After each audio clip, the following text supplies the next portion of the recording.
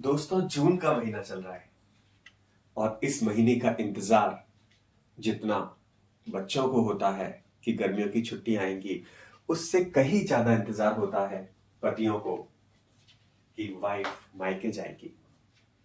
मेरी ये कविता इंतजार तेरे मायके जाने का ऐसे ही पतियों को समर्पित। पूरे साल भर इंतजार किया तेरे मायके जाने का। पूरे साल भर इंतजार किया तेरे मायके जाने का। ऐश भरी जिंदगी जीने का, दोस्तों संग मौज उड़ाने का। पूरे साल भर इंतजार किया तेरे मायके जाने का। अब क्या होता है कि 2-3 दिन पता नहीं चलता, दोस्तों के संग अब बाहर पार्टी हो जाती है, मूवी देखने चले जाते हैं, जोमेटो से खाना ऑर्डर हो जाता है, कोई रोकने टोकने वाला नहीं होता। लेकिन फिर 3-4 दिन तो कटी मजे में, अब नहीं मुझसे है जिलता। 3-4 दिन तो कटी मजे में, अब नहीं मुझसे है जिलता। मसाले तुमने कहां छिपाए, शक्कर का डिब्बा नहीं मिलता। गंदे हो गए कपड़े सारे, पिछले 7 दिन जो उतारे। गंदे हो गए कपड़े सारे, पिछले 7 दिन जो उतारे। वैसे तो फालतू हूं पर टाइम मिलता नहीं इन्हें धुलाने का। पूरे साल भर इंतजार किया तेरे मायके जाने का। पूरे साल भर इंतजार किया तेरे मायके जाने का। अब जो नेक्स्ट चैलेंज फेस करते हैं वो होता है झाड़ू पोछे का। क्योंकि जब आप नंगे पैर चलते हैं तो पैरों में मिट्टी आती है और वो मिट्टी आपको पुरानी मेमोरी में ले जाती है। वो याद कराती है कॉलेज के दिन, उस कॉलेज के दिन का वो हॉस्टल का रूम, उस हॉस्टल का रूम जिसकी महीने में एक बार झाड़ू लगती थी, और वो भी इतनी कि एक पगडंडी बन जाए और हम उस रूम से बाहर चले जाएं। जब चलता हूं नंगे पैर तो मिट्टी पैरों में आती है।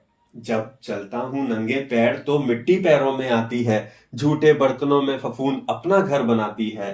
अब तक मुहूर्त नहीं निकला, अब तक मुहूर्त नहीं निकला इनको बाई से धुलाने का। पूरे साल भर इंतजार किया तेरे मायके जाने का। अब नेक्स्ट चैलेंज वो है चादर को उठाना जो अपना रंग बदल रही है और नई चादर को बिछाना। लेकिन आपको डर लगता है, क्यों? क्योंकि शादी के बाद आपको पता चलता है कि चादर बिछाने का भी एक ढंग होता है और ये चादर उसी तरीके से बिछनी चाहिए। चादर बिछा के गई थी जो तुम, अब तक वही चल रही है। चादर बिछाकर गई थी जो तुम, अब तक वही चल रही है। दिन प्रतिदिन जाने वो क्यों अपना रंग बदल रही है। मुझको भी तो सिखा जाती तुम, मुझको भी तो सिखा जाती तुम ढंग चादर बिछाने का। पूरे साल भर इंतजार किया तेरे मायके जाने का। कूड़े का ढेर है इतना, घर नगर पालिका लगता है। कूड़े का ढेर है इतना, घर नगर पालिका लगता है। क्योंकि छोटा डस्टबिन भी भर चुका है और बड़ा डस्टबिन भी भर चुका है। कूड़े का ढेर है इतना, घर नगर पालिका लगता है। डस्टबिन भी देख हम मुझको अपनी आंखें मलता है। कूड़े वाला भी हार मान गया, कूड़े वाला भी हार मान गया मुझको सुबह उठाने का। पूरे साल भर इंतजार किया तेरे मायके जाने का। पूरे साल भर इंतजार किया तेरे मायके जाने का। अब फ्रिज एक ऐसी जगह हो जाती है जो हम बोल सकते हैं कि जिस तरीके से पुरातत्व के अवशेष बचा के रखे जाते हैं उसी तरीके से हालत हो जाती है सब्जियों की। सब्जियां जो तुमने रखी थी फ्रिज में उसमें जीव जंतु पलते हैं। सब्जियां जो तुमने रखी थी फ्रिज में उसमें जीव जंतु पलते हैं। लाल टमाटर बैगन टिंडे सब रखे रखे गलते हैं। सब्जियां जो तुमने रखी थी फ्रिज में उसमें जीव जंतु पलते हैं। लाल टमाटर बैगन टिंडे सब रखे रखे गलते हैं। घिन आती है जब सोचता हूं इनको हाथ लगाने का। पूरे साल भर इंतजार किया तेरे मायके जाने का। अब आप टीवी खोलते हैं और उस पर एक मैसेज आता है, your account has been suspended due to low balance. तब आपको पता चलता है कि इसको रिचार्ज करने की डेट काफी टाइम पहले निकल चुकी है। डीटीएच भी बंद हो गया, डीटीएच भी बंद हो गया।